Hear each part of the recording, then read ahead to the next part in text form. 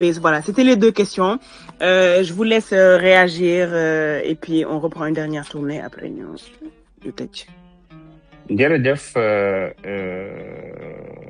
ci en tout cas question yi nga xamante ne ni posé nga ko effectivement la question sur une loi pour la protection de Ousmane Sonko ça revient très souvent loo mën di posté loolu lañ lay indil. Moi je comprends parfaitement ñi nga xamante ne ni aujourd'hui am nañu ñeewantal jëmale ko ci premier ministre Ousmane Sonko mais aussi bëgg nañ ko protéger jàpp nañ ne liñ koy teg du yoon mais li ma wóor mooy le premier ministre Ousmane Sonko n'accepterait jamais qu'on vote une loi pour sa protection maanaam une loi boo xamante ne ni elle est personnelle je pense que là déjà c'est contraire même ak li nga xam ne mooy ni loi war a mel je suis d'accord il faut que les institutions soient protégées. Bon, pendant qu'on y parle, on peut dire pourquoi pas duñ ci boole le président du Conseil constitutionnel wala de l'Assemblée nationale wala etc. Ce qu'il faut savoir mooy est-ce que suñu arsenal juridique maanaam sanctionné na injure ñëpp dañ naan waaw sanctionné na ko donc d'abord pour tout citoyen, la protection est là. Dans un premier temps. Est-ce que dinañ ko appliquer ou pas? Ça, c'est une autre question. Mais suñuy texte prévoir na ko. Est-ce que sanction yi dafa diis wala dafa oyof? C'est une autre question. On peut l'évaluer. Mais sanctionné na ko. Et à titre d'exemple, xawma koo xam ne génn na ouvertement saaga Ousmane Sonko te ñamul kaso. La liste elle est longue na parce que ñoom comme ni ma ko waxee rek dañoo dem ba yëf yi dañ ci tàqali koog seen sago jàpp nañ ne suba ngoon bu dégg bëccëg ils doivent tirer à boulet rouge sur le premier ministre Ousmane Sonko. C'est pas une question de oui président parti et cetera mais saaga injure moom président parti ak premier ministre rek citoyen lambda ci yam loi da ko punir te li ñu war a fexe ba mu am mooy képp ku ko def yoon dal sa kaw. Est-ce que sanction yi doy na parce que am na ñuy dem di dikkaat mais il y a au moins une dizaine yoo xamante ne nii ñëpp dañu saaga Ousmane Sonko wala wax ko naka su dul noonu yaakaar naa ne jàpp nañ leen dugal ci kaso bi ci yoon nag. À la seule différence mooy bu njëkk flagrant délit boo mën di defit ñoom ci raxas lañ tolloon instruction la doon yóbbu boo posté emoji boo jëlee photo Ousmane Sonko def ko saagaak yëpp.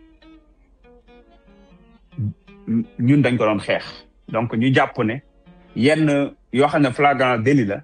dañu ko war a àtte fixe ko mu leer ñu teg ko daan yi au lieu ñuy dem ñu yóbbu instruction et cetera et je pense que loolu lañ nekk di def et que saaga yi bàyyiwul kenn bàyyiwul ku bokk opposition ku bokk parti au pouvoir parce que saaga ci penc moom moo nekk loo xam ne déjà dañ ko war a ayibal bannir ko mu bañ a amati ci penc mi ak quel que soit kan la ñuy saaga déjà. Maintenant, on doit protéger nos institutions. Et le Premier ministre en fait partie. Je dirais même pas Ousmane Sonko. En fait partie. Comment mooy xool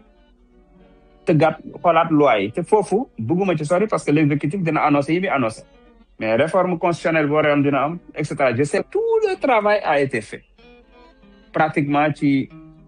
lépp pare na mën naa ko wax. ki yoo xam ne war na am ci réforme yu bëri mënuma ci xuus parce que mbirum exécutif la waaye xëy na am na luñ ci jot a xam as tuut loo xamante ne nii jàpp na ne bu ñëwee dina ñàkk suñu institution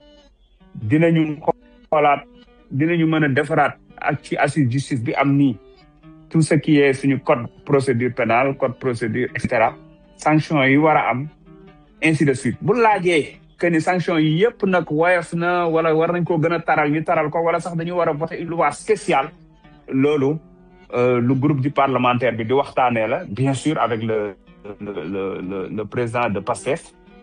ñu xool nu ñu ko defee mais mu bañ a nekk loo xam ne c'est personnel à protéger juste X te loolu man connaissant le premier ministre de ko mës a nangu au code c'est plutôt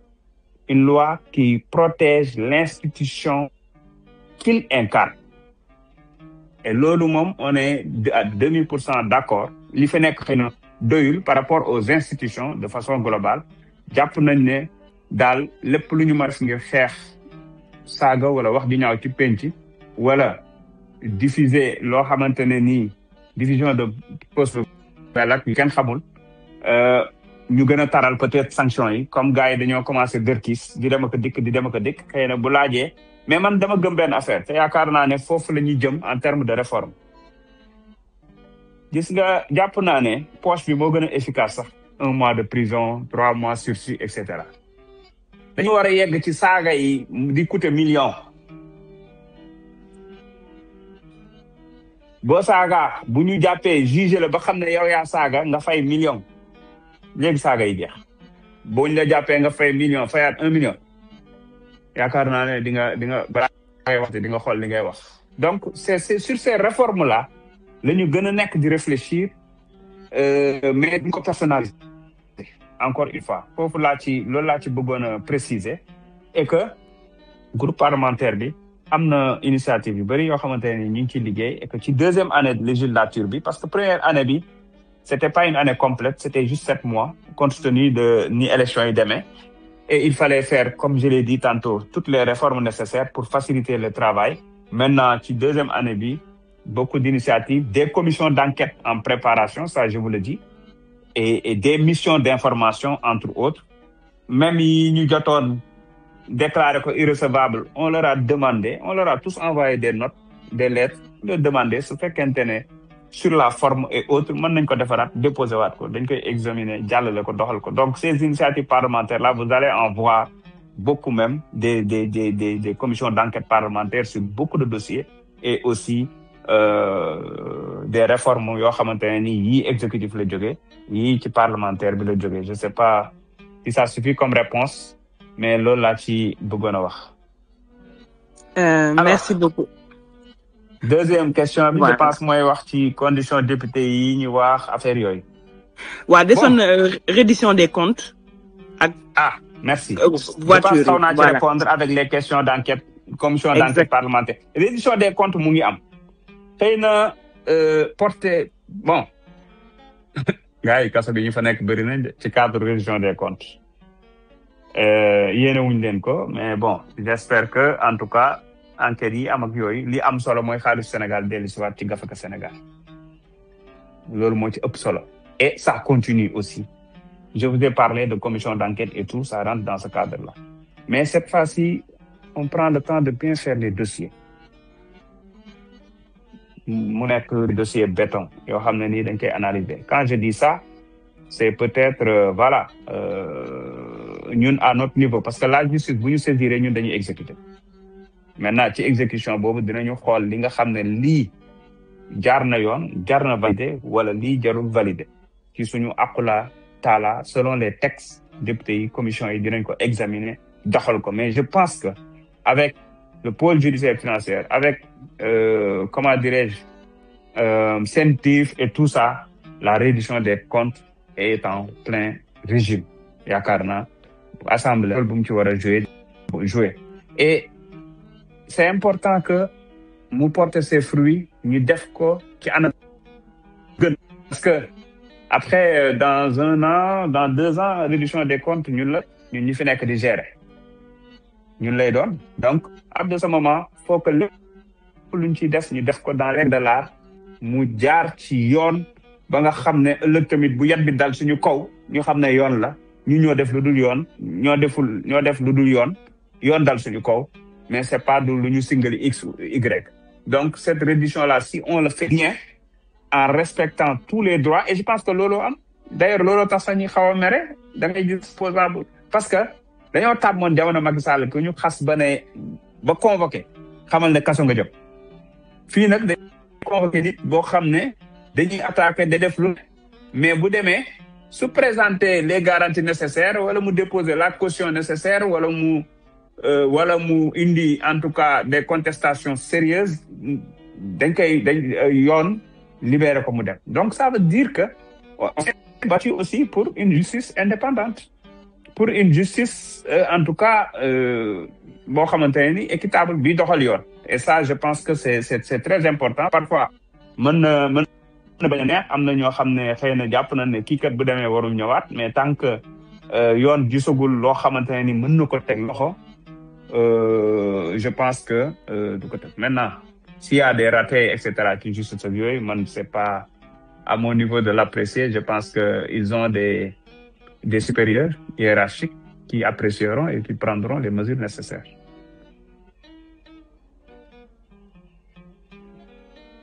Merci président. Et donc la dernière bon ou peut-être ci série bu njëkk bi je pense qu'ils ont parlé Voilà. des députés et les conditions wala des véhicules, c'est ça?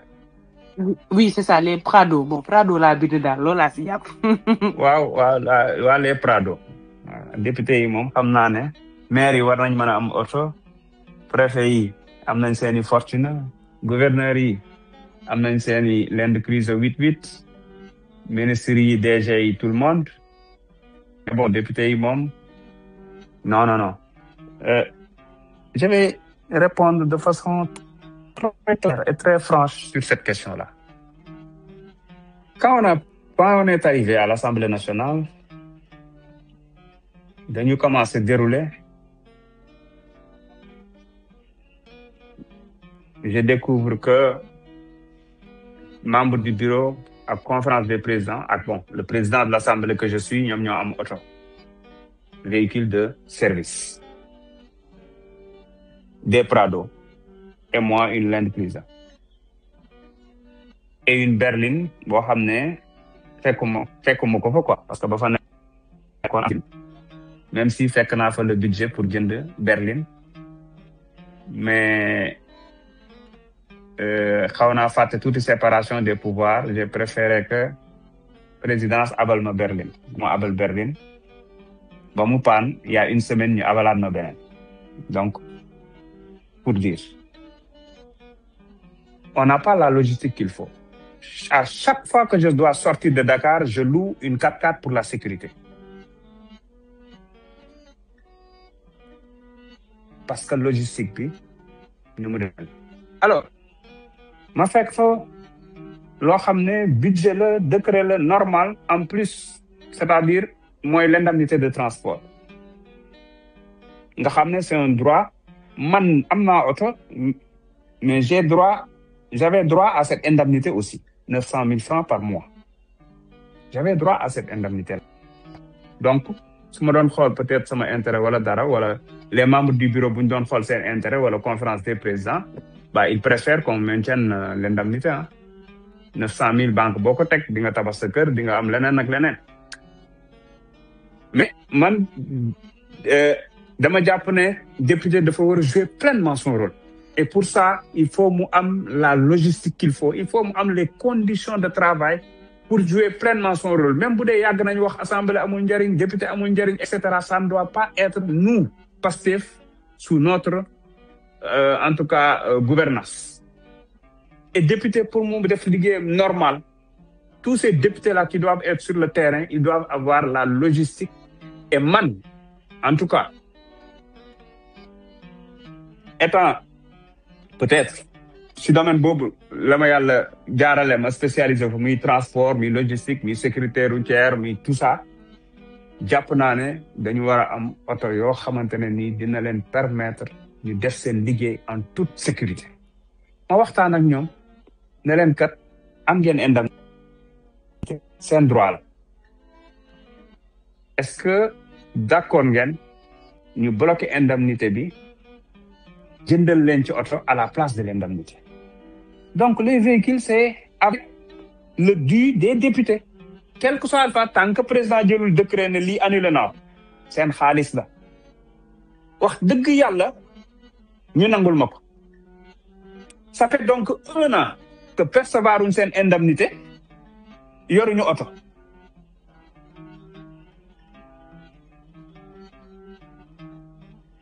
di jël ay wargaynde di louer wala di àbb oto wala ñu ci yor seen véhicule perso pour def seen liggéey. Li waral retard bi, on a choisi de nous soumettre au code des marchés publics toute la procédure qu'il fallait. Ce qu'il faut comprendre mooy bi ñu calculer dañu ne 900 000 la boo ko calculer sur 5 ans c'est étalé sur 5 ans pour que ça soit 54 millions ñu jàpp ne mën nga ci am un véhicule robuste qui permettra au député de faire son travail. Encore une fois, l'argent, madame, l'avantage du député, à savoir l'indemnité de transport qui a été attribuée de 2022 à 2024. 2024, nous avons d'accord nous bloqué ko utiliser l'euro pour jënd ci ay auto. Motax su ngeen xolé budget bi, le budget de l'Assemblée nationale au contraire dafa wañéku parce que on tenait à ce que mu baña yok ñu japp ne dañ ko yok pour jëndi auto. Ce qu'on a fait mooy dañu jël ligne bi nga xam ne annuellement moom lañ doon réserver indemnité yi ci budget bi ñu def des économies ñun dans le cadre du budget de l'Assemblée boole ko pour mën a am concessionnaire boo xam ne daf ñuy jox les 4x4 ñu fay ko sur 3 ans. Donc chaque année ñu defal ko versement ligne boobu noonu plus les économies qu'on a fait encore une fois du budget de l'Assemblée nationale. ci digitalisation bi ci yenn xeetu gestion ak dépenses yu inutiles yi doon am Assemblée nationale chaque réunion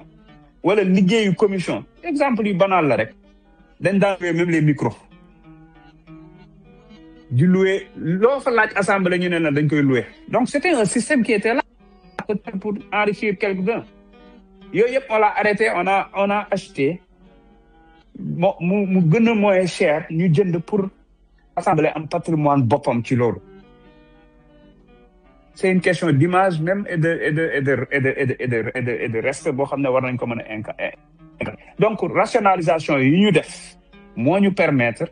tey je donne un exemple de rationalisation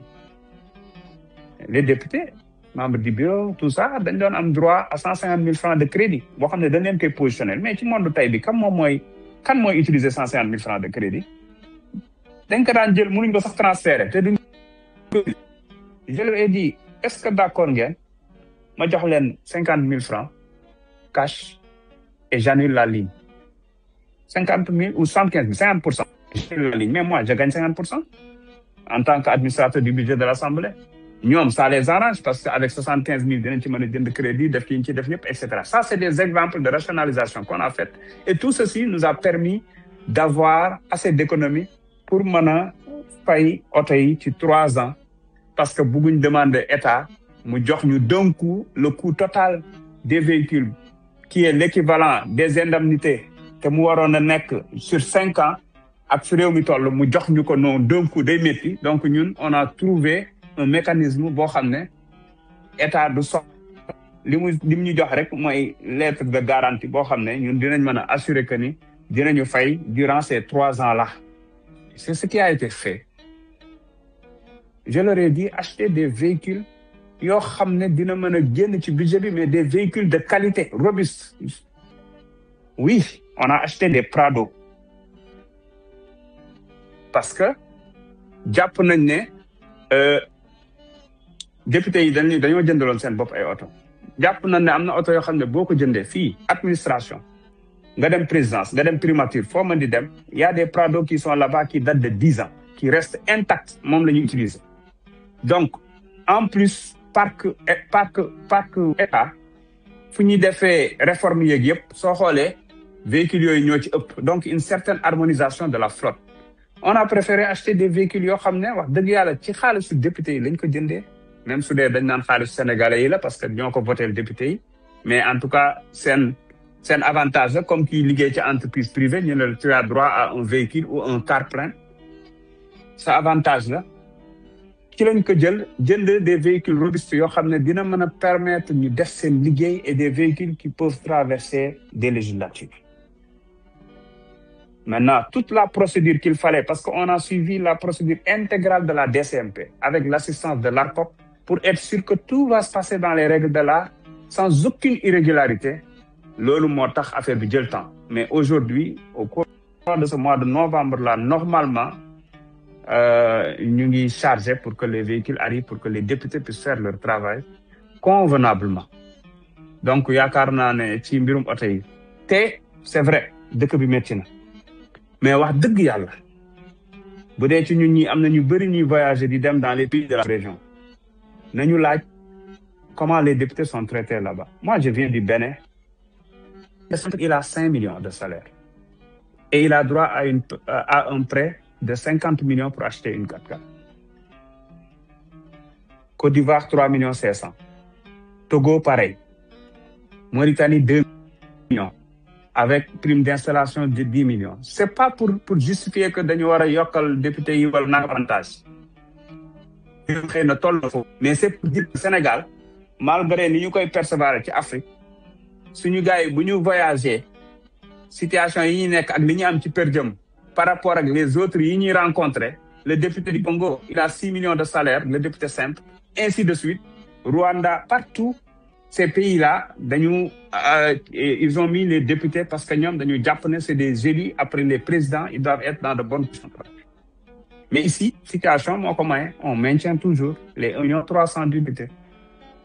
Entre autres, parce que xëy na jamono bu neexee dinañ ko mën a xoolaat. Mais c'est pour dire que wax fa dëgg yàlla les députés sont en train de faire beaucoup d'efforts et beaucoup de parce que aussi ils sont conscients de la situation. Man kay maa leen di jéggalu am na ñu naan sax dama leen dóor parce que mënoon naa leen bàyyi ak seen ay indemnité moo leen gënoon a arrangé te boo wax du ci am de dañ doon continuer di fayee ko indemnité yi tranquillement man personnellement moo ma doon arrangé su may xool sama intérêt bopp rek parce que dinaa am au moins 900 000 de plus mais c'est juste que suñu ko defee 2022 def nañ ko et avant 2022 toutes les législatives dañ leen doon jëndal oto 2022 xam nañ circonstances tax jëndaluñ leen oto mais tous les députés je dis bien tous les députés yi defoon prêt jënd oto seen oto panne na te ñu ngi continuer di fay prêt. D'ailleurs les députés là sont persécutés par les banques parce que dañu def ay prêt sur 5 ans jënd seeni oto ak seen autre chose ñi arrêté mandat bi sur 2 ans ñi ci amatul revenu. Aujourd'hui, l'ensemble des députés doivent à presque 1,4 milliard aux banques. Situation yi dugg député yi ñi xëy suba ba ngoon di jaabante assemblée nationale ngir ñu dimbali leen. Il y a des députés qui servent ce pays ñu ngeen xam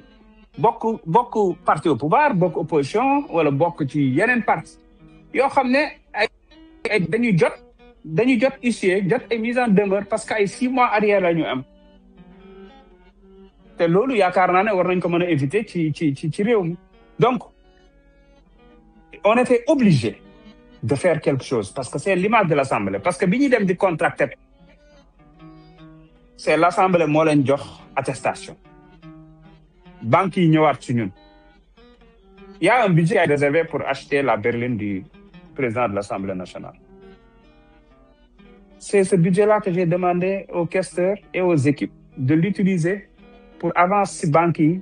pour que ñu may député yi jàmm en attendant lan la ñuy régler bor bu mag bi ak l'exécutif parce que président Wade bi mu ko fi defee il avait décidé d'indemniser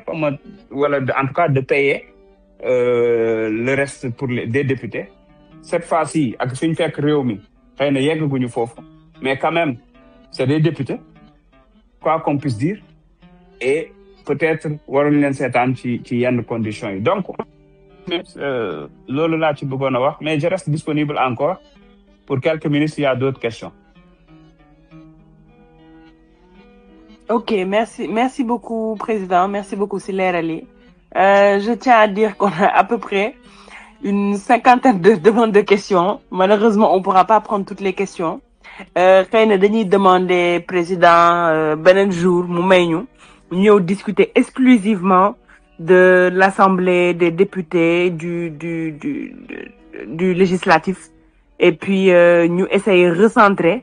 sur le 8. Il est déjà presque 23 heures. Il faut que ñu libérer ko. Je sais pas ndax yéen gis ngeen ko mais gis ngeen ko démb dem na stade xool. Donc on prend 3 dernières questions. Pour toutes les autres personnes, on est vraiment désolé. Mais on peut pas prendre 40 questions. Kon fii lañ koy téye ba ay 2 heures du matin te voilà. Xëy na dinañ jéem a programmer waat président suñu ko nangulee mu may ñu ko. Ñu programmer beneen space bu nga xamante ni on va Voilà. Avec plus d'interaction, dañuy ñëw rek. Exactement, avec plus d'interaction. On n'aura pas cette partie échange. Dañuy ñëw rek ngeen poser cette question et on sera pas obligé de vous recentrer sur le 8 parce que bon, thématique B, c'est le 8 novembre. Donc, on prend 3 dernières questions et les autres, j'ai mon cahier, je pourrais vous montrer. J'ai noté par ordre d'arrivée. Donc, bon, je suis désolée, mais donc là, c'est Ngala. Ensuite, Papa Jay. Ensuite, Gaïnde Fatma. Et après, on ferme. Ngala, vous pouvez y aller si vous êtes là. salaamaaleykum maa ngi leen di. waaleykum salaam wa rahmatullah. voilà di nuyu président donc di leen féliciter aussi ci seen journée bi ngeen organiser demain donc man damay continuer rester ci journée demain bi parce que en tant que seen soppe di leen bàyyi xel yaakaar ci yéen aussi ne mun ngeen soril dëkk bi am ci yaakaar bu wër te yàlla bu yaakaar boobu tas. sama question rek mooy bu ñu jugee ci le 8 un militant wala un sympathisant maanaam ndax dina ci jëlee loo xamante ne dina gën a dëggal ngëm-ngëm gi mu am man daal loolu mooy sama question ndax bu ñu jugee ci le 8 daal dina am leneen lu mu renforcer ci man mi nga xamante ne wóolu naa leen yaakaar naa leen te gëm naa aussi projet bi ba pare aussi beneen question bi mooy ndax bu ñu jugee ci le 8 xel dina gën a dal ci diggante bi ñuy wax ne président ak premier ministre daal ñagas beeg ndax buñ jugee ci le 8 daal maanaam dut boobu dina wàcc ci nit ñu bari parce que am na certaines personnes yoo xamante ne dañuy am dut boobu ba léegi donc foofu laa yem di la jaajëfal di la remercier aussi di remercier sama benn grand bu nekk ci biir Abdourahmane Diop maa ngi lay ziar jaa ngeen jëf. jërëjëf donc. oui. président est-ce que duñu dajale 3 questions yi. waaw nañ dajale. parfois man waaw. ouais. ouais selon ce que tu préfères hein. On peut répondre one by one wala ñu. non c'est bon on prend les 3 questions. Parfait. salaamaaleykum. oui. waaleykum salaam. ouais président. dafa am man sama question c'est surtout par rapport ak dafa am sortie bu Ousmane Masson def di wax ni yow da nga nekk témoin ci ñoom ñaar pacte boo xamante ni ou bien wax boo xamante ni wax nañ ko seen diggante par rapport à ça sama question moo ci nekk nii ginnaaw bi nga nekkee témoin liñ waxante woon xam naa ni su ma la ko laajoon tamit doo ko mën a leeral fii waaye rôle bi nga xamante ni yow en tant que témoin ñoom ñaar ci pacte bu ñu signé yaa ngi koy jouer ci kanamu ñi nga xamante ni mooy way yàqkat yi nga xamante ni dañuy nekk di manœuvrer ci séparation wu diggante premier ministre ak ki nga xamante ni mooy président loolu moo nekk surtout sama question ak ma lay laaj itam ba xam suba mën nañ xaar Bassirou Diomaye Faye en tant que membre toujours du parti mu ñëw tamit ci ndaje bi nga xamante ni tañ ndaje ñëpp la salaamaaleykum wa rahmatullah. jërëjëf.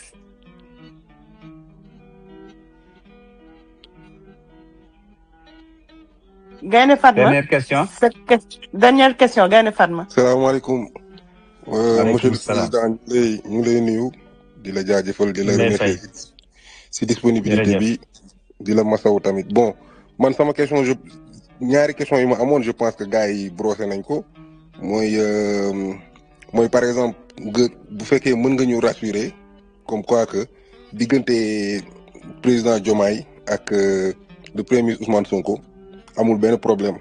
Deuxième question bi tamit mooy li waaj wax sànq est-ce que suba mën nañ jékki-jékki rek am surprise ñu ne lan la ñu ni genre président Diomaye ñëw na ci meeting bi merci beaucoup jërëjëf. Merci beaucoup.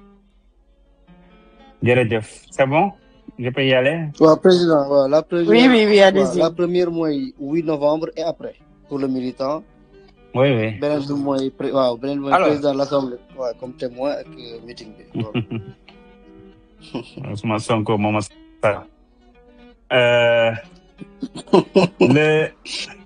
comme à son habitude parce que yow lu mu lay jox exemple boobu. sama doom bàjjen la mooy sama doom bàjjen maay suuf douleur am quoi. ce que je veux dire mooy le 8 waxuma Pastef militant yi de mais les Sénégalais seront plus que rassurés incha allah demain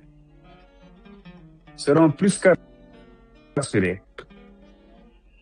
ci leadership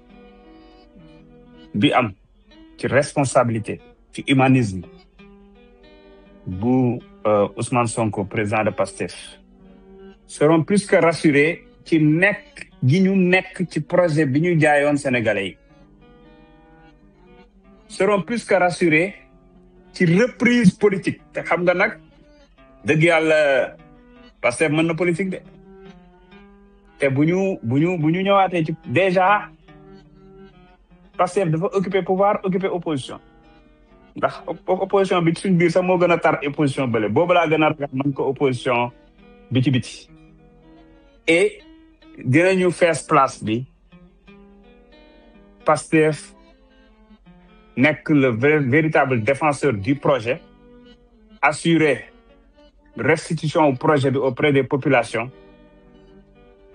waaye nekk di wone ak di taaral ak di wax sénégalais yi li nga xam ne état wu Sénégal gouvernement am justice am parlement am entre autres ñu ngi nekk di ko def dina wax Sénégal dina wax ak Afrique te wax na ko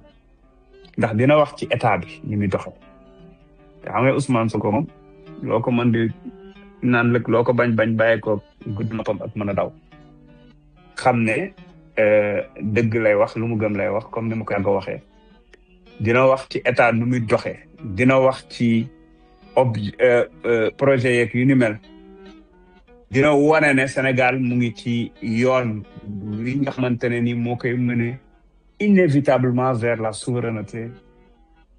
et la prospérité dina rassurer tout le monde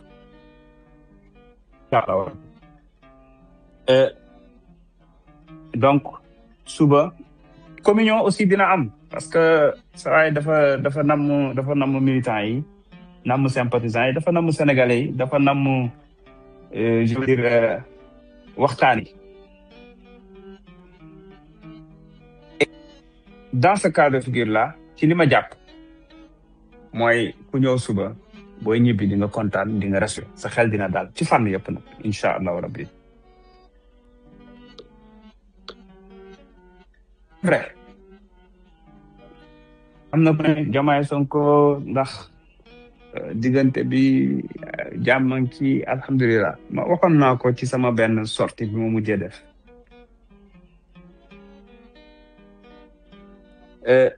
c'est vrai c'est normal am na ñoo xam ne sali benn Sénégal ci opposition wala ci arrivé au pouvoir wala ci ñëwaat pouvoir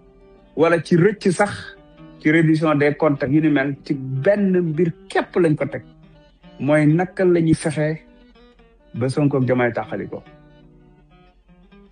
tout en sachant que musiba la pour réew mi waaye seen yoon nekku ci na pëcc koo am ñu jaare fa rëcc wala ñu jaare fa fort pouvoir mais bu leen jaralee benn ñu jaral ñu fukk pour gën a dëgëral diggante Diomaye ak Sonko nag benn problème amu ci quand je dis benn problème amu ci mooy diggante ñaari nit ñi sax si problème la xam waaw dañuy jékki ñu ne daa mel ni problème am na nangam ci suba ga nga gis ne ñu ànd di dox di ree dinañ dofloo ñu bëri nag mais man damay wax ne saa yu ne est-ce que diggante bi amul problème psychose bi ñu créé ci Sénégalais yi day mel ni ñu ne Sonko mu ngi hôpital dans le coma moo tax ils n'ont pas le droit ñoom neex naqari bu ñu amoon problème sax ils n'ont pas le choix que d'être pour l'intérêt suprême de la nation parce que xam naa ne ñu gën a seen jëmmi bopp d'autant plus que amuñu problème maintenant ñi xam Pastef dëgg suivre ñu depuis 10 ans ñu nga nekk ci ay réunion de bureau politique et cetera mais xam nañ ne dans nos réunions de bureau politique très souvent il y a des divergences entre nous tous nag mais toujours ci rapport ak projet bi pas entre nous personnellement te c'est ça qui a fait notre force nekkul woon gis nga bu doon comme parti yi nga xam ne benn constat mooy comme nuñ koy waxee ak des variables et cetera moom bu waxee li mu wax rek mooy am kon parce que du yegg si pouvoir mais c'est parce que àndu nawle la parce que Sonko doon wax ñu ne ko ñu jàpp na ne nii moo gën et cetera mu am matu ak humilité wu accepter d'être mis en minorité ci bureau politique mais loolu c'est parce que mën na sax parce que leadership moo ko may da daan bind poste wala dara mën na jàpp ne communication nii war naa ci waxee nii mu yónnee ñu ko ma xool ko ak samay équipe daan na ko sëñ bi lii de moom jàpp nañ ne warul génn wala bokk nañ ko changé wala nangam mu wax ñu yam ci ba na jàpp sax dañ ko censuré mais xam nga ne bu doon yeneen leader yi danaan mais El Malick mii dama bëgg a fonto daan jox keneen na ko am dugalal ma mais da daan accepté loolu mbaa mu ne waa kon xoolal leen ko bindaatee leen ko nii noonu la meloon ak Diomaye Faye secrétaire général de Pastef donc tey bu ñu nekkee au pouvoir il peut y avoir un sujet boo xamante ne nii même si c'est le même objectif la méthodologie peut différer et cetera ñu waxtaan ci ñu d'accord mais loolu li ci am solo mooy ba ñu commencé ba léegi su amee point yoo xam ne dañ ci war a waxtaan dañ koy waxtaanee suñu biir continuer avancer bon ba léegi donte say dina am fii lu dina am jéem a fexe jaxase suñu biir waaye am nañ matu bu ñu toogee ñun waxtaan ci suñu biir mettre l'intérêt du Sénégal au-dessus de nos simples personnes à chaque fois dañuy ànd avancer pour l'intérêt général pour l'intérêt du pays dugaluñu kenn jusqu'ici ci suñu biir pour mu ñëw ne ñu def ñu régler problème X ou Y non dañuy waxtaan comme niñ ko yàgg a defee bi ñu nekkee Pastef moo tax man awma ci njàqare awma ci sikk sàkk que ni dio bii mooy terminer le mandat incha allah mu nekk le meilleur mandat que le Sénégal ait connu donc à partir du moment mën naa leen rassurer que ni alhamdulilah lii ñeen di ragal yooyu seen xel mën na ci daal parce que ñoom li leen liyee dafa bëri c'est vrai mën nañu wax ne non affaire xaritoog yooyu noonu jotewul ak état mais si jote na ak état xaritoo dafa am solo day gën a dëgëral diggante bi day indi lu bëree bëri te loolu c'est une chance donc ñi ciy wax yëpp nañ ci wax loo xam ne day gën a consolider day gën a solidifier diggante bi day gën a rattaxal diggante bi pas seulement ñoom ñaar mais ñun ñëpp ñi nga xam ne tey ñoo nekk dans les instances de décision à la tête des institutions et cetera il s'agit de l'intérêt parce que bu ñu xëyoon ñu ne féewaloo nañ kii jaar na ne nga yaakaar ne kam mooy gagné y a pas de réussite ou d'échec individuel ànd naa ni wala ànd tuul donc mais ku yaakaar ne da nga ciy gagné quoi que ce soit c'est parce que tu n'as rien compris moo tax on est obligé je dis bien de travailler ensemble boole lu ñu neex lu ñu naqari luñ d'accord luñ d'accordul pour l'intérêt suprême de la nation l'essentiel li am solo te rassurant mooy waxtaan buy am wala ñàkk gis-gis bi am c'est sur maanaam des objectifs yoo xam ne c'est lié à l'État au Sénégal de façon globale maanaam du loo xam ne ci personnel la ci mbiru personnel et c'est ça qui est important moo tax ci côté boobu je vous rassure alors est-ce que c'est vrai Sonko cité na ma comme témoin comme peut-être demain il peut citer Abass Fall comme témoin Birame Souleye Moustapha Sarré Maïmouna Dièye entre autres parce que ñu ñëpp ñoo bokk ak ñëpp nag waa lii tout le monde dañuy waxtaanandoo di liggéey pour le projet te ñu ñëpp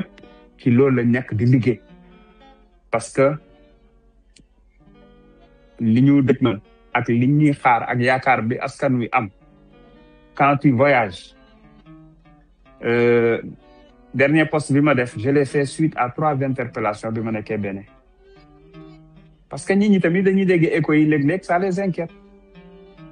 Le Sénégal est érigé comme un exemple, comme un cas d'école bu créer espoir boo xam ne ñun fii Sénégal mënuñ ko mesurer au niveau de l'Afrique pour ñi nga xam ne ñi ngi génn di dem Afrique di voyager même à l'international da ngay siggi boo demee Nations Unies foo mën di dem da ngay nekk un rôle modèle nekk même donneur d'exemple quelle que soit la taille de notre pays mais on montre l'exemple parce que personne n'y croyait mais on a toujours montré que l'impossible n'est pas sénégalais donc nga dem ay africains na fait tout pour réussir pour rester ensemble parce que notre salut ci yéen lañ ko yaakaar parce que vous devez nous aider à changer nos pays à faire régner la démocratie et cetera yaakaar boobu noonu waxuma la nag Sénégal yaakaar bi askan wi am kilifa yi daan yi tëju di ñaan di def lépp ñun bu ñu tasee yaakaar boobu du ñu jig te tas ko nag mooy tàqali ko moo tax sur ce côté-là il faut être rassuré et inch'Allah rabbi ensemble nous allons construire ce pays-là te diggante bi moom jàmm rek a ci am ndax Diomaye dina teew suba am déet